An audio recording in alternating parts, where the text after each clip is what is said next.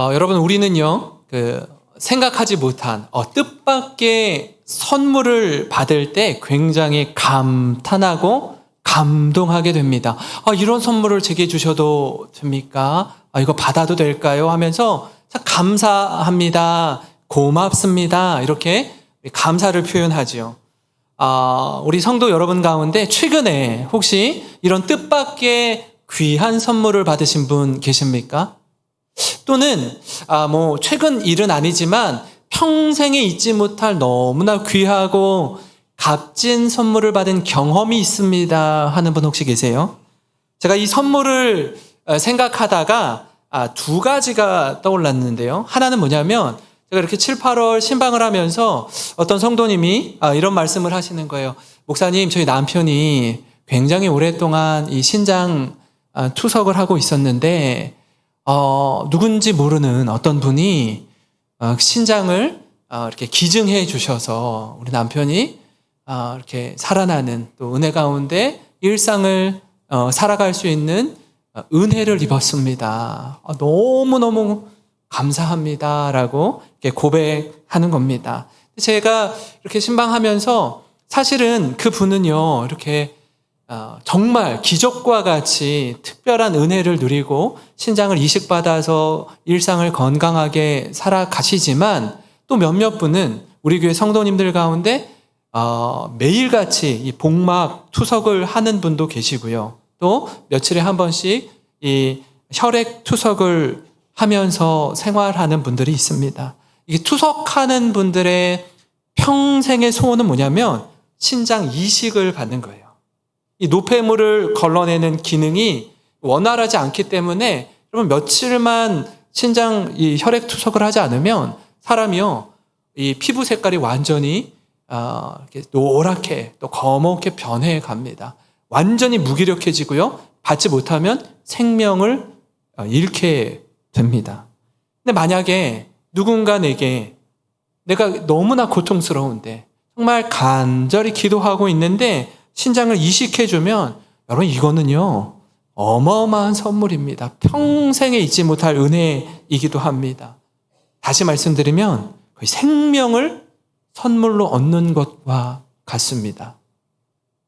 그 은혜를 이렇게 고백하고 나누어 주시는데 그분뿐 아니라 우리 교회의 여러 이렇게 투석하시는 분들에게도 하나님 은혜를 주십시오. 하나님 생명을 선물로 주십시오. 이렇게 기도하게 되더라고요. 그리고 또 한 가지는 제가 지난번에도 한번 말씀드린 적이 있습니다. 사실 저희 할머니 생전에 저와 제 동생에게 쓴 그 마지막 편지가 생각이 났습니다. 저희 할머니는 1915년생입니다. 할머니가 이 경로 우대증, 이거 제가 지금 가지고 있거든요. 경로 우대증, 15년생이라고 이렇게 쓰여져 있는데 이 할머니가 1950년 6.25 한국전쟁이 일어났을 때 황해도에 살고 계시다가 이제 가족들과 함께 이제 수원 쪽으로 이렇게 내려오셨어요. 내려왔는데 얼마 지나지 않아서 몇 년 되지 않아서 남편, 그러니까 저의 할아버지죠. 할아버지가 이제 돌아가셨어요. 저희 아버지 10살 때. 아버지 10살 때 어렸을 때 돌아가셨죠.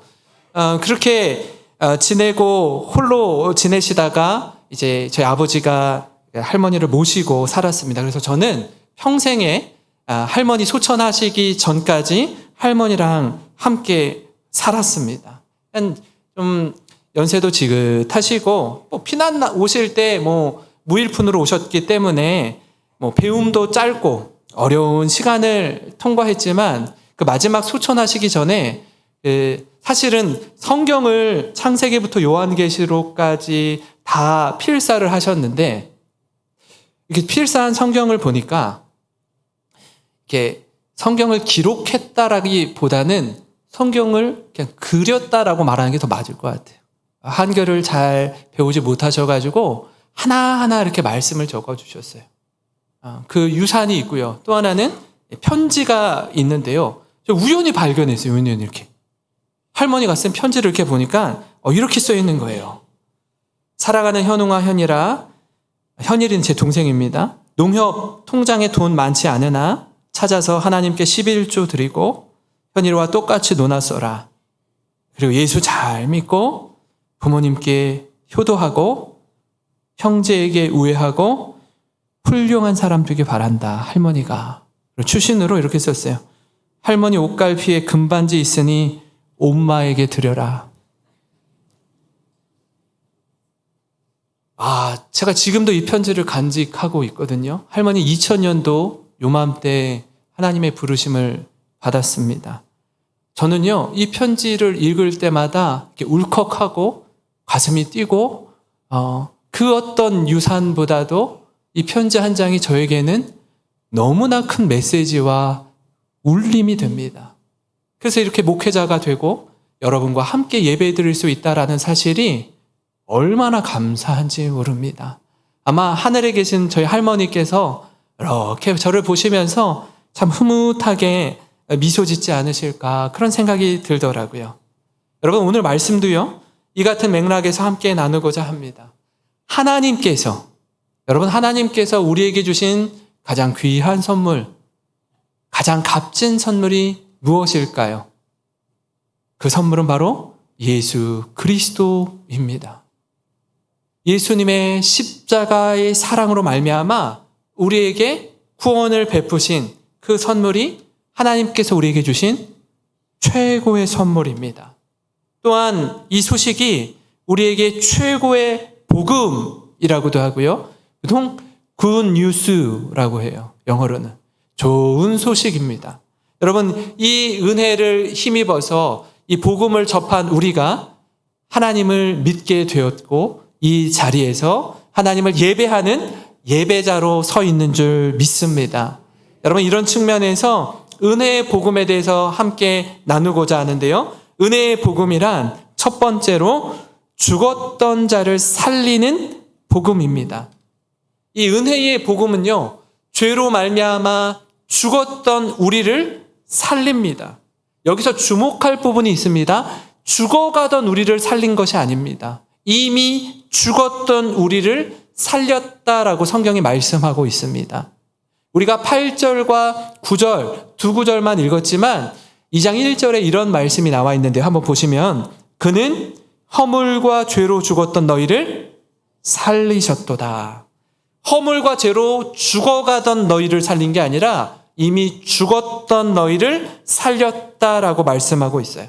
여러분 우리가 살아있는 것 같지만 하나님과의 단절된 인생을 살아가고 있었어요. 마치 이런 것과 같습니다. 이 나무에 가지가 붙어 있으면 가지에 잎이 나고 싹이 나고 열매를 맺지만 그 가지가 나무로부터 떨어지고 잘려지면 어떻게 해요? 처음엔 살아있는 것 같아요. 며칠 지나지 않아서 시들고 맙니다. 죽어버리고 말아요. 마치 이처럼 우리가 하나님과 단절된 인생이었는데 영적으로 죽은 자와 같은 자였는데 그런 우리를 예수님의 십자가의 죽으심과 함께 죽고 예수님의 다시 사심과 함께 우리가 살게 된 줄 믿습니다. 2장 5절인데요. 우리 한번 같이 읽겠습니다. 시작. 허물로 죽은 우리를 그리스도와 함께 살리셨고 너희는 은혜로 구원을 받은 것이라. 아멘. 허물로 죽은 우리를 누구와 함께 살리셔요? 그리스도 예수님과 함께 다시 살리셨다라고 말하고 있습니다. 그리고 우리는 그것을 일컬어서 은혜로 구원받았다라고 성경이 이야기하고 있습니다. 은혜가 무엇일까요? 은혜. 지금 특세 주제가 은혜 위에 은혜입니다. 특세가 내일부터 시작되지만 사실 오늘 이 시간 여러분과 함께 이 은혜의 말씀, 이 특세의 포문을 여는 말씀을 지금 제가 전하고 있어요. 은혜란 무엇일까요? 은혜는요, 받을 자격이 없는 사람이 받는 것이 은혜입니다. 하나님의 무조건적인 사랑인 거예요. 구원받을 자격이 전혀 없는데 조건이나 공로가 내게 없는데 하나님이 거저 베푸신 것이 은혜라는 것입니다. 제가 죄로 인해 죽은 우리를 살리신 예수님에 대해서 이렇게 묵상하다가 문득 떠오른 단어가 하나 있습니다. 제가 10년 전에 이제 대전에서 사역할 때인데, 대전이라는 지역이 우리나라 한복판에 있고 한밭이라고 하잖아요. 보면은 육해공군 사령부가 있는 계룡대가 있고요. 또 이렇게 좀 공부하고 배우고 훈련되고 준비되어야 하는 자운대가 있습니다. 근데 그 자운대에 국군 간호사관학교도 있고 국군 의무학교도 있어요. 여기는 누가 가냐? 군의관 또 군 간호사들이 훈련받고 배우고 준비하는 곳입니다. 간호사와 군의관, 의사들이 모인 그곳에서 훈련을 받는데 여기에 뭐가 있냐면 저들이 외치고 저들이 감당해야 될 사명이 돌로 아주 멋지게 새겨져 있습니다. 뭐라고 써 있죠?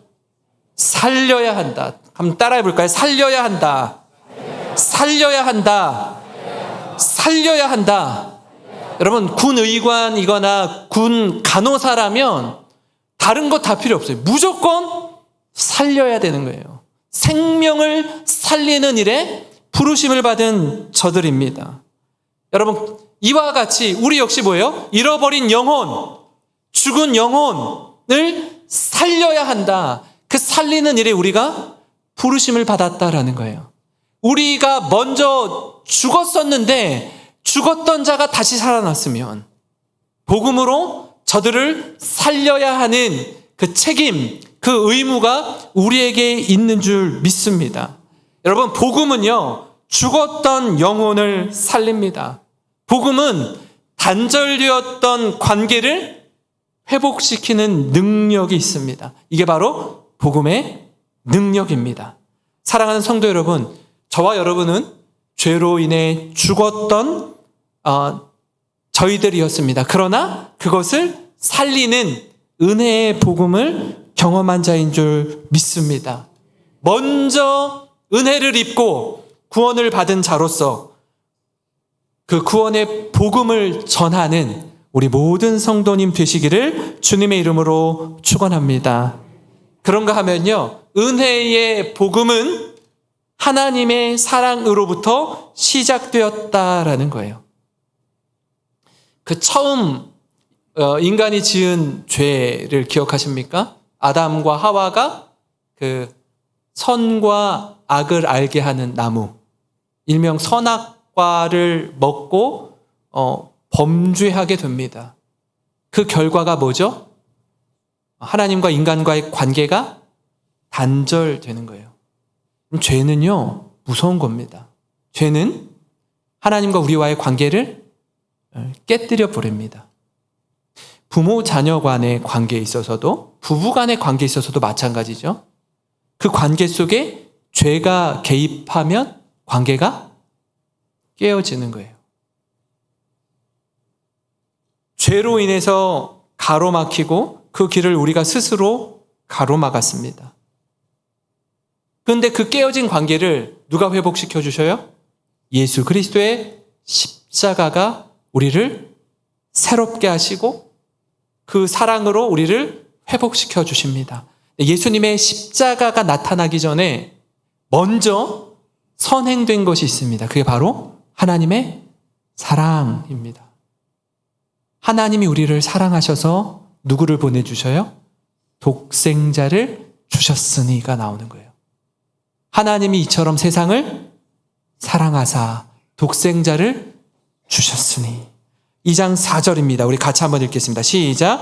긍휼이 풍성하신 하나님이 우리를 사랑하신 그 큰 사랑을 인하여. 아멘. 하나님의 사랑으로 우리가 구원받았어요. 그 하나님의 사랑이 어떻게 작동됩니까? 우리를 긍휼히 여겨주심으로, 우리를 불쌍히 여겨주심으로 작동된다라는 거예요. 우리 지난주에 함께 나눴잖아요. 부부간에, 부모 자녀 간에. 여러분, 남편이 아내가 집안에서 애쓰고 직장 생활하는데 수고하고 하는 걸 보면서 불쌍히 여기는 마음이 있으면 끝나는 겁니다. 아내가 출근하는 남편의 뒷모습을 보면서 우리 남편 너무 애쓴다. 우리 가족을 위해서 저렇게 수고하는구나. 그 불쌍히 여기는 마음, 긍휼히 여기는 마음이 있으면 그 가정은요, 절대로 무너지지 않습니다. 자녀들이 부모님을 보면서 우리 부모님 정말 우리를 위해서 애쓰시는구나. 너무너무 감사하다. 이런 부모님이 나의 부모님이라는 것이 너무 감사하다. 이 마음이 있으면 그 가정은 견고히 섭니다. 부모가 자녀를 보면서 우리 자녀가 너무 애쓰고 밤늦게까지 공부하는구나. 이 불쌍한 마음이 있으면 여러분 그 가정은 사랑으로 충만한 가정이 될 줄 믿습니다. 하나님이 우리를 긍휼히 여겨주셨어요. 불쌍히 여겨주셨습니다. 그 하나님 우리를 사랑해 주셔서 얘들아 내가 너를 사랑한다. 말로만 그치지 않고 어떻게 해요? 이론이 아니라 탁상공론이 아니라 그리스도의 십자가로 내가 너희를 이만큼 사랑한다. 친히 그리스도의 십자가로 보여주셨다라는 겁니다. 복음은 사랑입니다. 복음은 희생이에요. 복음은 은혜입니다. 이 복음이 우리를 살려주신 줄 믿습니다. 복음은 죄로부터 돌이키게 합니다.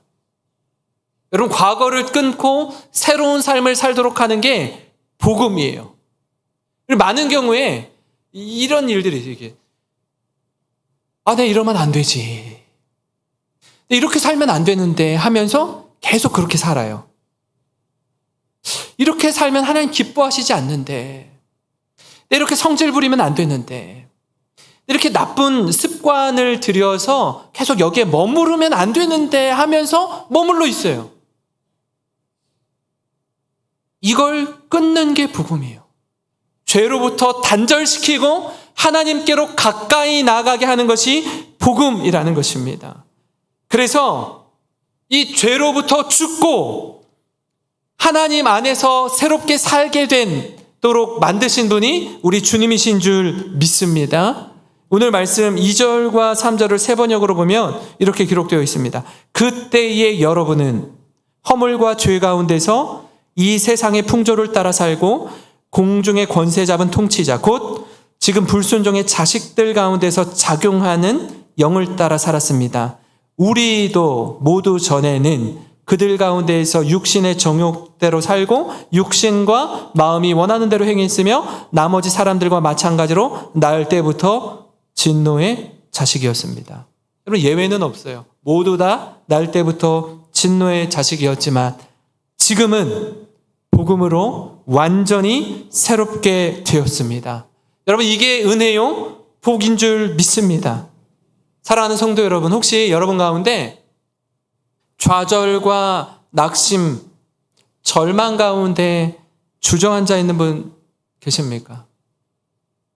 그렇잖아요. 우리도 나조차도 나 자신을 믿을 수 없고 너무나 약하고 초라한 모습에 이 무기력한 상황에 빠진 분 있습니까? 여러분 그렇다면 자꾸 나를 주목하지 마세요.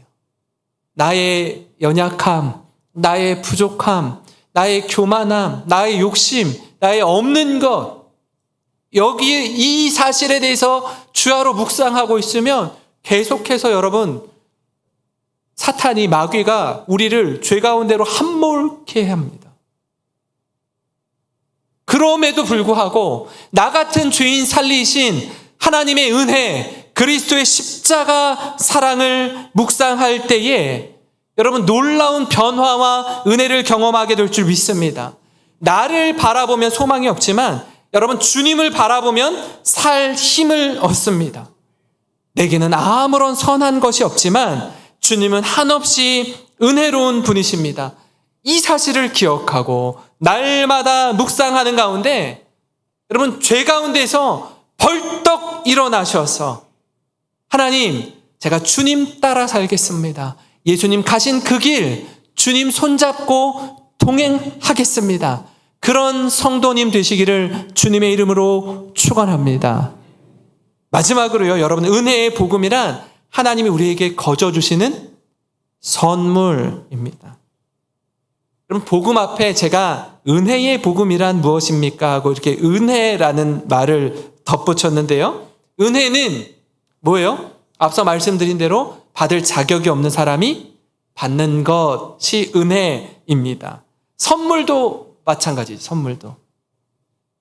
선물도 아무 대가 없이 받아야 그게 선물인 거예요. 여러분, 자녀들이 우리 부모님을 보고, 우리 부모님 신발을 보니까, 옷을 보니까 너무 오래 입어서 마르고 닳도록 입어서 많이 헤어졌네요. 가방을 보니까, 부모님이 사용하는 아끼는 뭘 보니까, 너무 오래됐어. 자녀가 받은 용돈을 잘 모아가지고 우리 부모님 생일날 어머니 이렇게 사용하는 어떤 게 보니까 많이 낡았더라고요. 닳았더라고요. 그래서 이렇게 선물을 준비했습니다. 아버지가 보니까 사용하는 이게 있는데 이게 너무 오래돼서 이렇게 용돈을 모아서 선물로 준비했습니다. 이러면 어때요? 너무 좋죠. 감동이 되죠. 이게 어떻고 저떻고를 떠나서 자녀의 마음이 느껴지는 거 아닙니까? 그죠? 그렇다고 해서 어떤 분은 이러면 이런 걸 왜 샀어? 이거 얼마 주고 샀니? 그러면서 지갑을 꺼내서 이거 5만 원 주고 샀는데 10만 원 그래? 애따 10만 원, 5만 원 이렇게 줘버리면 그죠? 그거를 자녀가 받으면 더 이상 선물이 아니에요. 더 이상 선물이 아니에요. 왜요? 값을 지불했잖아요, 지금 값을. 돈 주고 산 거나 마찬가지인 거예요. 선물은 뭐예요? 그냥 거저 받는 거예요. 감사함으로 받는 겁니다. 그래야 선물이에요. 하나님이 우리에게 주신 구원은 선물인데요. 왜 선물이냐 하면 구원의 근거, 구원의 자격, 구원의 조건, 구원의 공로가 내게 없기 때문입니다. 그래서 그걸 은혜라고 말해요. 오늘 말씀 2장 8절인데 우리가 함께 읽겠습니다. 시작. 너희는 그 은혜에 의하여 믿음으로 말미암아 구원을 받았으니 이것은 너에게서 난 것이 아니요 하나님의 선물이라. 아멘. 여러분, 이 8절 말씀에 주목해야 될 세 단어가 있습니다. 첫째로 은혜라는 말이고요. 둘째로 믿음이라는 말이고요. 셋째로 선물이라는 말입니다.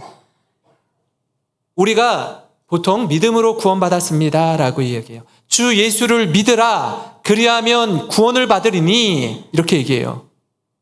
그런데 그 믿음 앞에 선행되는 한 단어가 뭐죠?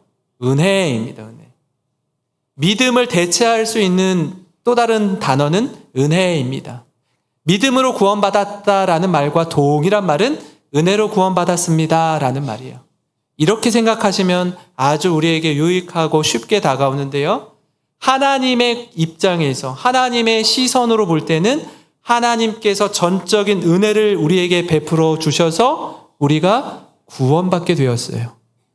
그런데 하나님이 베푸시는 은혜를 믿음으로 받은 우리들이 쓰는 표현은 뭐냐면, 우리 입장에서 구원을 표현할 때는 제가 십자가의 예수 그리스도를 믿음으로 구원받았습니다. 이렇게 이야기해요. 여러분, 순서상 믿음이 먼저입니까? 은혜가 먼저입니까? 은혜가 먼저인 거예요. 하나님이 우리에게 은혜를 베풀어 주셔서 믿음이 작동되는 것입니다. 그래서 구원받았다라고 이야기합니다. 큰 의미에서 구원을 해석하면 하나님의 은혜로 말미암아 인간이 믿음으로 구원받게 된 것입니다. 그래서 우리에게 구원받은 자로서 자랑할 것이 있다 없다? 성경은 없다라고 말하고 있습니다. 왜냐하면 뭘 해서 구원받은 게 아니기 때문에. 어떤 분 혹시 이렇게 생각하는 분 계세요? 저는요, 좀 통장에 잔고가 많이 있습니다. 수억, 수십억이 있어요. 그래서 제가 좀 여유가 있거든요. 하나님이 내 평생에 이런 재물에 대한 복을 주셔서 구원받은 거 아닙니까? 저는 이런 사람이에요. 어떤 분은요, 여기서 좋은 학교를 나오신 분이 계실 거예요. 저는 이런 대학을 나왔어요. 그래서 이 정도 자격이 되는 거 아닙니까? 라고 얘기하는 분 계세요. 저는요, 사실 키가 180 이상 돼요. 그래서 구원받았다라고 그 자격과 조건을 논할 수 있는 분 계세요? 그렇지 않아요. 그렇게 어떤 자격이나 조건이나 공로에 의해서 구원받았다라고 성경은 말하지 않습니다. 하나님의 은혜로 구원을 선물로 받은 것이기 때문입니다. 9절에 이렇게 말씀하는데요. 더 분명하고 명확하게 이렇게 말씀 같이 읽겠습니다. 시작. 행위에서 난 것이 아니니 이는 누구든지 자랑하지 못하게 함이라. 아멘. 구원을 자랑할 수 있다고요? 없다라는 거예요. 그저 하나님의 은혜입니다. 자격 없는데, 아무런 공로와 조건이 없는데 하나님께서 우리를 구원하셨습니다. 무언가를 성취해서 받은 구원이 아니기 때문입니다.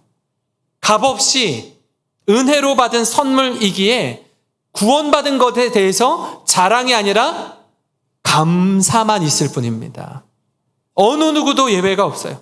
전적으로 하나님께서 우리에게 베푸신 독생자 예수 그리스도를 내어주시기까지 우리를 사랑하신 그 무한한 사랑과 헌신과 희생의 결과, 그것이 구원이라는 것이에요.